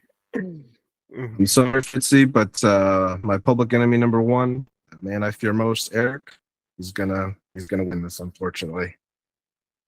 Hey, there's nothing to be sorry about. This might be the first time I've bet on myself all year. And again, it's mostly because I didn't look at the players this time. So that really helps build my confidence. At least you're not alone. The coin also picked you. Congratulations. Very true. Very true. Feels good. I don't know, Corby, if you feel good about this next matchup. No. My number No. one ranked team, Adam XXX from first to last and back to first. He's starting Ramondre Stevenson in the flex, who I said earlier might stink, but Ramondre Stevenson lined up against, and I know he's fine. He's going to be great, but Amari DeMarcado is another one of these names that if he falls off, we're just going to forget about it. And T. Higgins has, I don't know, he might play, but he's got like a broken rib or something. I don't know, Corby. Doesn't feel like your week. Give me Adam in my lock of the week. Shit. I forgot about lock of the week. All right, this is my lock of the week too. I'm also picking Adam. There is a path for me. There is a path for me to win here, no doubt about it. Right, a lot of things need to shake out. Zay Jones could not play. Travis Kelce is old as fuck, and his ankle is broken. Zach Moss could take a backseat. There's a million ways that I could win, but I just don't think it's gonna happen. I just it's not gonna happen. So give me Adam. Corby, I think you're selling yourself short this week. You know, I think Jonathan Taylor's his snaps are gonna pick up. Travis Kelce, do we think he's gonna play on such a short week? I don't know. The Cardinals look competitive this year. I don't know how much Kyron's gonna be running it. He's kind of fallen off last week when they had to sling that rock. So I think this is it, Corby. This is gonna be an upset. Wow. I'm going Corby, who I ranked at 6. Adam ranked at 10. Oh, I haven't changed my mind. He just put up 133. Give me Corby.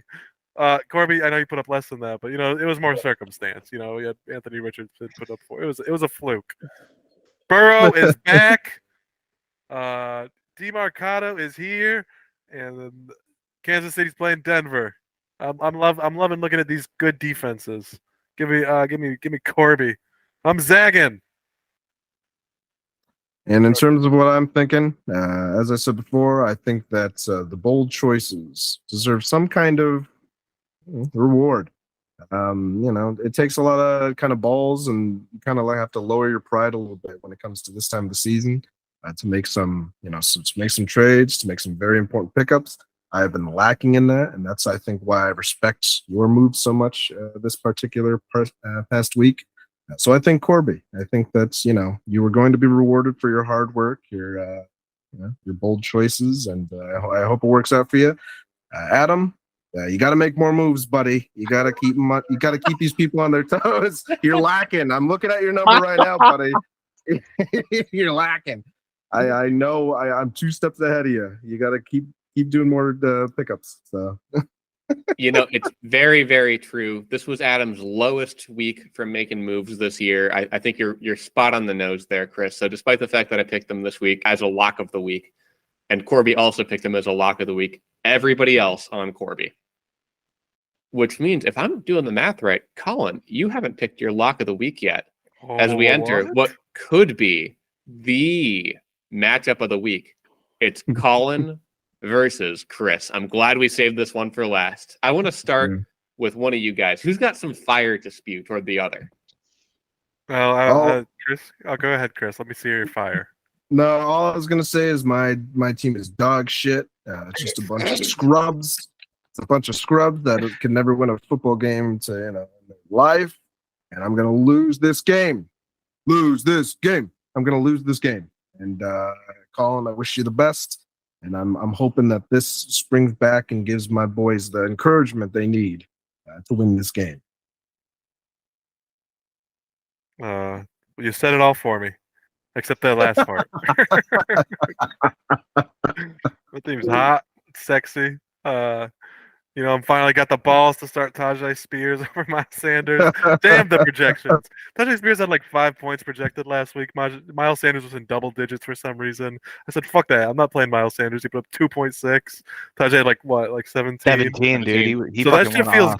good when it works. But if Miles Sanders somehow like outscored him, that would have been bummed. But it works, and I'm doing it again, even if he's playing Baltimore. This is gonna be a good week for me. It's my lock of the week. I'm always gonna pick my team, especially this year. Chris, you got a fucking good team. You're in fourth place. You don't have a fourth place team. I'm in first place. I don't think I have a first place team. But I'm going with me because that's how I play the game. So let's go. We'll see. If Tyrod plays or not, I don't think it's gonna make a big deal. He might score negative points like Mac Jones just did. So maybe I want him to play. Yep. Or maybe we'll see if a trade happens. Oh boy, I hear Corby. I hear him in the back. He's coming with Jimmy G.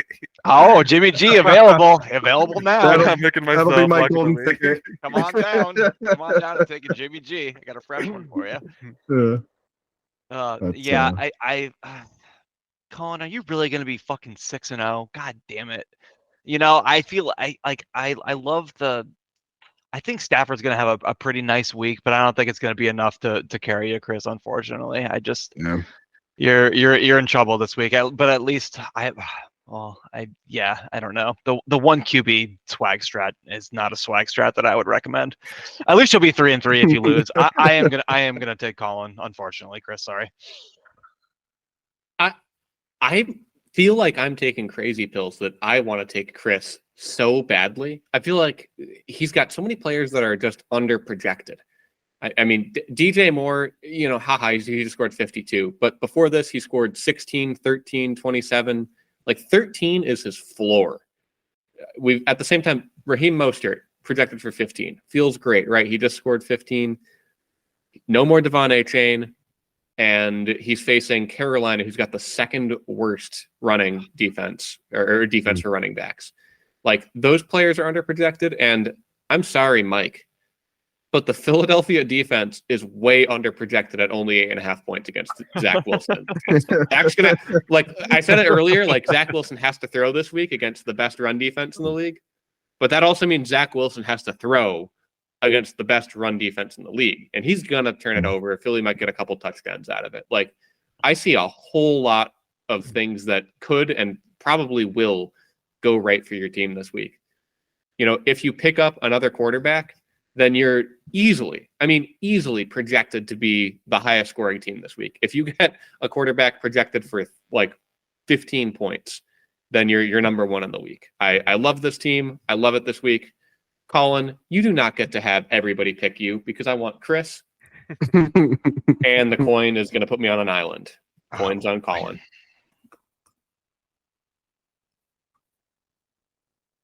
Thank you, Fitzy. Anytime, Chris. That wraps up week 6. Let's get into a quick recap of bets on the week. Corby, thank you for letting me bet against the Broncos. I'll do it anytime you want this year because you picked Denver, I picked the Jets. In real football, the Jets won 31-21. I also believed in parity coming back, in which we were going to have close matchups. We not only had one matchup go under 10 points, we had 2. Again, the Mike versus Brandy nail biter barn burner really helped me win this one. We also bet, will Chris Cloud have one empty roster spot? Chris, it's a shame because I know you listened to last week's pod only today. Only today. So hand to God, you didn't get my offer for I would give you 2 of Colin's $5. So instead, Colin has to have all 5 of my dollars for this one. Wait, can I just make a funny note about this one, which is that like Chris made a move today, dropping Jacoby Brissett for Tyrod Taylor. You didn't need to drop anybody, Chris. You have an empty roster spot. You could just pick them up. Yeah, but I figured I'd do a little housekeeping, do a little multitasking, get that guy up. Yeah, yeah, I agree. Sam Howell has cemented his starting spot. So good Oh draw. my god. Oh my god, but this is awesome. I fucking hate it. Colin, you Speaking want to of say, Sam speaking of Howell- which, yeah, go for it. You take this one. Will Sam Howell finish with at least 17 points? I said yes. Corby said no. We put the over under at 17. He finished with 27.42. That's my QB. That's my QB1 right there. So don't come at me with quarterback trades. I didn't get to like butt in last week because Fitzy. It's too late for this, but you made some comment about how you're like, oh, I'm sure you're working with trades for Chris Colby for a quarterback. I never was. I've always been happy with my quarterbacks. Now that Baker's off bye, Sam Howell doesn't go on bye till 14. I've got two of the best in the league, so I got a great tandem. Why don't you do the next one, Fitzy? Two of the best in the league. Spoken Sam about Howell. Baker Mayfield. Baker One of Mayfield. one of the two best in the league. He was a number 1 overall pick. Thank come you. on, guys. Thank you. Yeah. Our next one, we already recapped it. It's the simple. Will DJ Moore be the highest scoring player? And Eric versus we said Eric versus Fitzy was truly in Chris versus Chris versus Eric. Eric versus Thank Chris you. right here. Chris My versus bad, Eric. my Yeah, bad. Eric versus Chris. Mm. And somehow it was not true. Somehow Jamar Chase got 2 extra yards to put it over the top. One of my best bets ever. One of the best bets. Went Probably from the best one of bet your ever. worst bets ever to one of your best. Yeah. That's Yeah, what would even drive you to think of that? The possibility of that? You know, I'd Field. see. I am He loves- addicted to betting on the field. You can make me bet against anything if I get to bet on the field. All right. If I had won that scenario, I would have, no matter the hour, 2 a.m., 3 a.m., gotten into my car and driven down to Mohegan Sun as soon as possible, and just put $5,000 on black or something. Because Nah, man, I'll just roll it forward to bet another $5 with my friends this week because that's what we're going to be talking next. It's bets this week. Did you guys have any that you had pre-prepped here? Yes. Okay. All right, and Chris, if you want to get on this one too, Always. so all of us right now are within. How should I preface this? I finally climbed back up to gold rank, guys, this week. Mm. Yep, I've been about 3 or 4 years out of it, and I'm back. And I actually jumped ahead of Fitzy for the first time in a long time too. I think so. So I'm feeling good. Corby, you're about like 40 points ahead of me, and Chris, you're right there too. You're like 20 behind. So we're all roughly in the same spot. Now this can be with whoever wants to take it. I think I'm going to be ahead of all you guys by the end of the season in Yahoo points. No way. Does anyone else want this? So, Colin, rather than doing a full season, I'd like to do a variation on this when you're done with it. I don't want to make a full season bet with you because I know that you are dedicated in all of your public leagues to gaining. You should see my record in these leagues. No, I'm joking. You're boosting. This is essentially the mongoose Paid leagues. racing. It's not boosting. These This people is are sharks. This is the rocket race of Yahoo points, and I will not have it. So I'm Against out Tim on this Rookie, bet. my controller. Can you get me on Halo? I want to be a brigadier. Yeah. I want to. That is a fair point. I forgot about Colin's boosting habits. So I'm out. If we could subtract the boosting points, then yeah, I'd be in. I don't think it's mathematically possible. No, I it's don't know. not. It's definitely not. I'd like to make an alternate bet on this one, and I love whenever we can bet on a horse. I'm just going to bet on my team to gain more Yahoo points this week than your team. And this is for anybody. We can make it a round robin. Whoever wins the most can just get $5 from everybody who's in on this. Sure. Yeah, I'll hop in. yeah. Yeah, I think that I can. I'll bet Put it- 5 to win 15. Why not? Giddy up, boys. Easy Let's see how peasy. it goes. So I hate to do this one now, but I'm a big trends guy. And Taylor, despite being the lowest Yahoo points in the league, I don't know if you've noticed this, if you've been paying attention to the graph, because I know I have. Every single week this year, he has gained Yahoo points. He's gone up at least 1 point every single week. He's only in 2 leagues. He's 6-4 on the year. He keeps finding a way to get it done. My bet's really simple. It's that Taylor will gain more Yahoo points this week. That he won't be negative. He will continue to grow. Yes, he will have Or at least or- plus one. All right. So, like greater than I'll say Depends who, no. depend who Taylor's playing in the $100 league. I'm just kidding. I'll say no. I picked him to win, but I'll hedge my bets and say no. I'll say no just because in this past week he only got plus 3 points. So I feel like that's it's about to hit that apex. I put him in his Okay. place in the $100 league. I'm willing to go against all three of you. You ready to lock it in? Yeah. Lock it in. You got 5 to win 15. Okay. There you go. Well, bet 15 to win 15. Bet 5 3 Oh. times. Well, you're right. Yeah. Okay. Well, actually, Sure. yeah, sure. I'll give you each $1.60 something cents. Excellent. That'll work. Thanks, Colin. My bad. I know math good. That's no with an N-O, not a K. Yeah. You know, I bet these people in these public, not I guess if you want to call them public leagues, they're better than most of the people in our leagues. I would argue. I would happily argue that you should see them. All right, Better than who? than me. I'm in like 10th in one of them. Oof. Here's my bet. Fitzy, I don't think you'll take this one. But if anyone else wants to, I think Mike won't pick. Mike's got he's starting Ritter and Gino. He's got Zach. This is basically I guess a Zach Wilson bet. I just don't think Mike is going to pick the 2 highest quarterbacks on his team. He's gonna mess it up. He's gonna gain some Ritter points this week or whatever Fitzy calls it. He's gonna gain regret points. Absolutely. He's gonna gain the regret. No points. doubt. No doubt. Zach Wilson's playing the Eagles, so it doesn't look great. Now Sam Howell did drop like 20 something on the Eagles, but he's Sam But Sam Howell. Howell is better than Zach Wilson. Thank you. Yeah, give me something. That's not saying a anyone lot, wanna take it? Colin. Well, put your money where your mouth is. Nah, I'm not doing that. You think Desmond 30-point Ritter and Gino Steak will not They'll outscore absolutely. Zach Wilson? They will outscore Zach Wilson. That's what the Yes. bet is. Oh yes, then definitely. Sorry. Okay. I misunderstood the bet. Sorry Alright, about that. no problem. Yeah, definitely. Chris, did you have any bets here for us? Not off the top of my head. I don't That's wanna all risk right. We're a bunch of degenerates. Fitzy, I have one because I'm a sucker and I love to bet on my favorite team. Tomorrow night, the Denver Broncos go on the road to Kansas City to try to right the ship. My bet.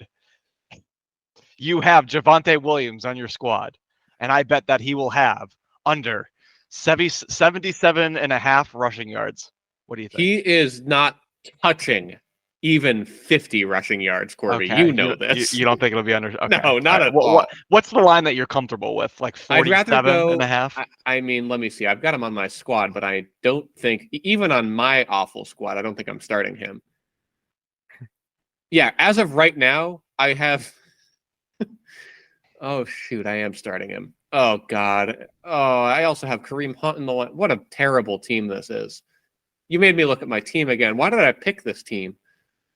He's projected to score 11.12. There's no way he touches that. I think a fairer line would be like his middle score on the year where he didn't get injured was 8.5 fantasy points. And I guess I'll go over on 8.5 fantasy points. Would you? How about this? Are you more interested in Jaleel McLaughlin versus Javonte Williams? Oh, I'll do this one. This is fun. Give me You want- Javonte over Jaleel. I'll take Jaleel and I'll squeal for Jaleel.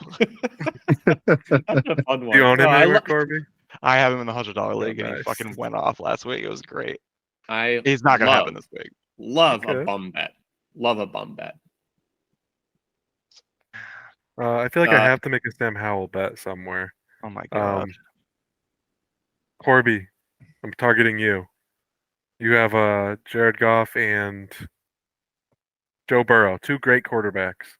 Do you think both of them will outscore Sam Howell? I think Joe Burrow will. I don't think that Jared Goff will. Oh, you're starting to see the truth. I'll just take Joe. Um, I'll do Joe versus Sam. Or I'll do a Uh, QB total. Whatever. I don't care. oh no, wait, who's Baker? Oh, he's playing How about Goff. total turnovers between quarterbacks? No, Ooh. I mean, that's not bad, but I don't think that's very fun for me. I'll do total points. We Burrow both- and Goff versus Baker and Howell. You want to do that? Yeah, let's go. All right, great. All right. Chris, real quick, you picked Colin to win your matchup. That's right. Yes, I should have clarified. Now, no, we're good there. I just want to know, you are currently an underdog in this matchup, according to Yahoo points, by a solid 9 points. Hmm. Would you bet on yourself against the spread? Which is to say, if Colin beats you by less than 9, would you bet on yourself or Colin? In that situation, I would bet on myself. I suppose. I'm expecting it to be a bigger, I guess, blowout than Yahoo's predicting. But if it's within that, if I am keeping up, come around Monday, then yeah, no, I would. Oh wait, no players are playing on Monday, so no, I'm gonna bet on myself if it's within 9 points. Well, in that case, I'm gonna. So I've always wanted to make an against the spread bet on this show, but I'm not gonna do it because I want to bet on you straight up. We'll call it the money line pick. I'm gonna pick you. Would you pick Colin? Yes, I can't Yes. believe I'm making you pick against yourself, but let's lock it in.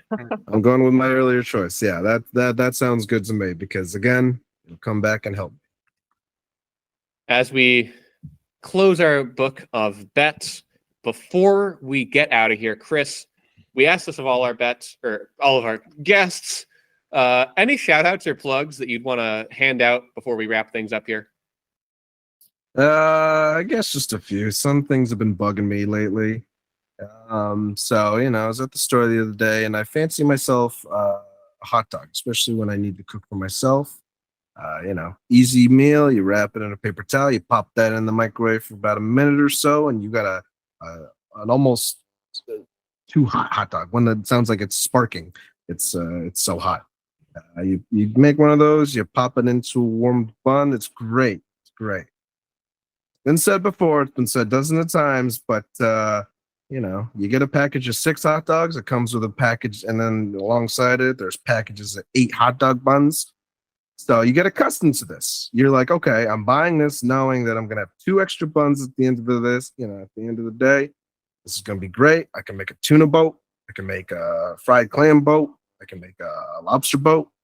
So I get that. I don't even look at the package of the buns. I go home. I'm like, what? I'm going to treat myself. I'm going to make a tuna boat, a childhood favorite. Some people might poo-poo that. I love a good tuna boat. Make 2 tuna boats for lunch. Go to town on them. And then later, go to make the hot dogs for me and my girlfriend Ellie. And lo and behold, the fucking package comes with 6. The fucking buns comes in a 6-pack. It's this weird Price Right brand. I don't know what. They're cutting corners. They only gave me 6. I thought we were under this assumption that I'd have 2 extras at the end of the day.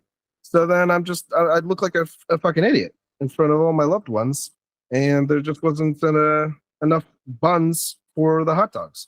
So I had to make do and just eat 2 with my bare hands, which is perfectly fine. It's not the first time I've had to do that. But I just want to, there's got to be some kind of code of conduct or something in the hot dog industry because there's got to be some kind of normalcy. There's got to be some kind of rule that says, hey, it's either 6 or 8, pick a lane. I get that it's a money-making scheme. You got to buy more hot dogs, and it never matches up. Kind of like how Microsoft points used to work in the day. It's never going to be a perfect, exact amount purchase. But yeah, that's my complaint. Second thing, I want to give a shout out to if you are I don't go there too often, but if you have ever been to Ocean State Job Lot, you'll know that it is basically the equivalent of the store Food and Stuff from Parks and Rec. It is the worst products you've ever seen, the junkiest things that if you plugged in, it would cause a house fire almost instantaneously. But alongside that, there's some pretty good snacks. They get a lot of one-run snacks of obscure flavors and seasonal things like that. And I went the other day, and I bought it as a complete joke. Just thought it would be the worst thing I've ever tasted. But Frosted Flakes did a promotion with Avatar 2, The Way of Water. And I'm hoping that you can pull up a JPEG of it when you edit this, because it's one of it's the stupidest packaging I've ever seen. It's Tony the Tiger, not in Navi coloring, but he's like standing on Pandora, and he's wearing a bandana that it's like the jellyfish thing on, and he's standing there like such a smug asshole that I was like, oh, I gotta get this. Like, this guy thinks he's doing something here. That's fucking funny. Oh, But, Colin, you beat me to it. Yeah. Look at that fucking smug bastard. I was like, oh, honey, we got to get a box of these and try them out. These are probably gonna be horrible. Pandora flakes. But you know, as I said before, I love being proved wrong. I love, you know, kind of setting my expectations so low that they can't go any lower, and you're only, you know, kind of happy about the results.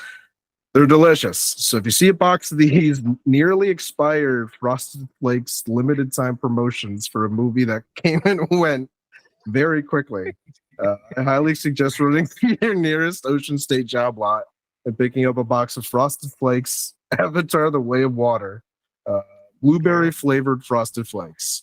What a great plug for Ocean State job lot. Yeah. Yeah. The cereal brand's really gonna appreciate me plugging a thing that was a horrible failure. Obviously, Avatar: The Way of 2% Milk. I like that. the way of 2% milk. But no, that's pretty much it. And I appreciate you guys having me on. I had a blast. So Thank you so much for coming on. It was so good. So good. Yeah, honestly, this was a lot of fun. And if you want to get in on the fun, there's nothing that gives me a better endorphin rush than smashing a like button on one of my favorite videos. So if you enjoyed this half as much as any of us did, please give us a like on the way out. Tell your friends to subscribe as well. I'm checking out our analytics. Each of our videos has been doing progressively better. We appreciate the average view duration. It really helps with the algo. So just want to say thank you to all of our fans, a thank you to Chris, and a reminder on the way out that I am Fitzy. And I'm Colin R. And our guy be Corby. And it's me, Chris. And gamers, game on! Hands in the air like billionaires. Oh, yeah, the bass and the snare. The haters hate, but I don't care. Just wave your hands like billionaire. Walking in, are some legends selling now. Is our lessons dropping like a bomb? Nuclear base, Friday's my place. Stay just in case. Famous like in every sense of the word. Buying out every club, I can afford them like a star. People cheer when I walk in. They put them up through the song like I'm Robin. Throbbing, moving. The club is beat, it be bruising. Changing the game by introducing a classic way of life. This is what we doing. Volume past 10 and keep that bass boosted. CLA, double dollars, twinners and a K. Musical leap, either way for all day. The lights go off and the playlist is cute. It's a billionaire exclusive. Tell them what to do. Hands in the air like billionaires. Oh, yeah, the bass and the snare. The haters hate, but I don't care. Just wave your hands like billionaire. Hands up like we're being arrested. Drop it, feel the beat infectious. CJ knows the songs, don't gotta be requested. Dancing in the dark in the skin tight dresses. So much bass like a second heartbeat. So far south that I get cold feet. But it's a treat cause we done with the week. Friday through Sunday we gotta party like freaks. Over and over is the life that I live. And I'ma keep it up, keep it stiff. Never know regrets, yeah, only hard bets. And I'm here to make my mark like a hickey on your chest. Everywhere I go, people see my face. And every girl I pass wants to give me a chance. But I'm okay with the fame cause you only live once. So I'ma do what I do best and put my hands up. Hands in the air like billionaires. Oh, yeah, the bass and the snare. The haters hate, but I don't care. Just wave your hands like billionaire. Wave your hands in the air like billionaires. Oh, yeah, the bass and the snare. The haters hate, but I don't care. Just wave your hands like billionaire. Goddamn right.